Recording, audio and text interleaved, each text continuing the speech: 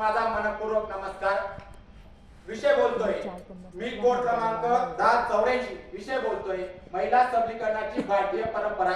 परीक्षक महोदय वास्तव द गामाने भारताचा शोध 1498 साली लावला आणि त्या साली राजमाता राष्ट्रमाता जिजाऊ मासाहेबांचा जन्म झाला। त्यांच्या उद्राटन स्वराज्याचं देखणं स्वप्न बघितलं गेलं आणि ते साकार सुद्धा करण्यात आलं। एवढंच नव्हे तर खऱ्या अर्थाने स्त्री सबलीकरणाची परंपरा तिथूनच ओजस्वी आणि तेजस्वी आपल्याला पाहायला मिळते। कारण की छत्रपती शिवाजी महाराज आणि त्यांच्यानंतर छत्रपती संभाजी महाराजांनंतर त्यांच्या धर्मपत्नी महाराणी येसुबाई यांनी आपल्या राज्याचा राज्यकारभार तब्बल 8 वर्ष चालवलेला दिसतो आणि त्या 8 वर्षाच्या कारकिर्दीत मोगलांच्या वाटेला 1 इंच जमीन सुद्धा जाऊ देणं म्हणजे एक सबला स्त्री जर आपल्या कुटुंब आणि कुटुंबाच्या संगोपनाबरोबरच जर आपला राज्यकारभार चालवण्याला उतरले तर ती किती चोखपणे चालवू शकते याचं एक उत्तम उदाहरण म्हणजेच महाराणी येसुबाई।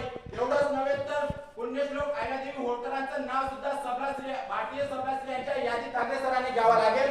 कारण की पुण्यश्लोक अहिल्यादेवी होळकरांनी हिंदूंसाठी मंदिर, मुसलमानांसाठी मस्जिद, ख्रिश्चनांसाठी चर्च, बौद्धांसाठी बुद्ध विहार आणि बुद्ध विहारांची निर्मिती केलेली आपल्याला दिसून येते। 7 बारेची संकल्पना सुद्धा पुण्यश्लोक अहिल्यादेवी होळकरांनीच राबवली होती। एवढंच नव्हे तर गरोदर स्त्रियांना विहिरीतनं पाणी काढण्यासाठी त्रास होत होता, त्यावेळेस वैज्ञानिक दृष्टिकोन डोळ्यासमोर ठेवत त्यांनी पाय विहिरींची निर्मिती सुद्धा आपल्याला केलेली दिसून येते।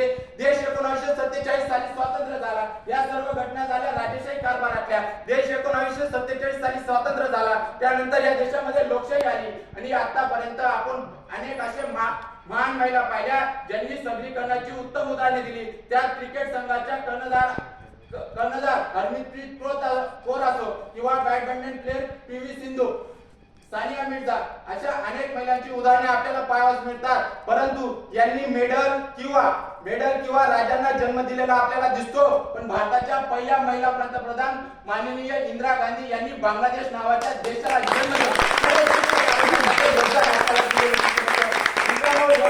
तर आपल्या खानदेश कन्या श्री प्रतिभाताई पाटील यांनी 2007 ते 2012च्या काळात भारताचं नेतृत्व केलेलं आपल्याला दिसून येतं। राष्ट्राध्यक्ष असताना एकही वाद नसणारी पहिली स्त्री म्हणजे आपल्या खानदेशाने दिले। एवढंच राहिलं नाही तर खऱ्या अर्थाने हा युवा रंग महोत्सव सुद्धा आपल्याला ज्यांच्या जयंती निमित्त दिसून येतो ती त्रिशताब्दी जयंती म्हणजे पुण्यश्लोक अहिल्यादेवी होळकरांची जयंती असेल। खऱ्या अर्थाने महिला सबलीकरणाची परंपरा बघायला गेलं तर त्या परंपरेची तेजस्वी किरण आपल्यापर्यंत पोहोचवण्याचा प्रयत्न या युवा रंग महोत्सवाने केला आहे। कारण की या युवा रंग महोत्सवाला त्रिशताब्दी जयंती निमित्त पुण्यश्लोक अहिल्यादेवी होळकरांना समर्पित करण्यात आला असून या युवा रंग महोत्सवात 5 रंगमंच आहेत आणि त्या 5 रंगमंचांना भारतातल्या प्राचीन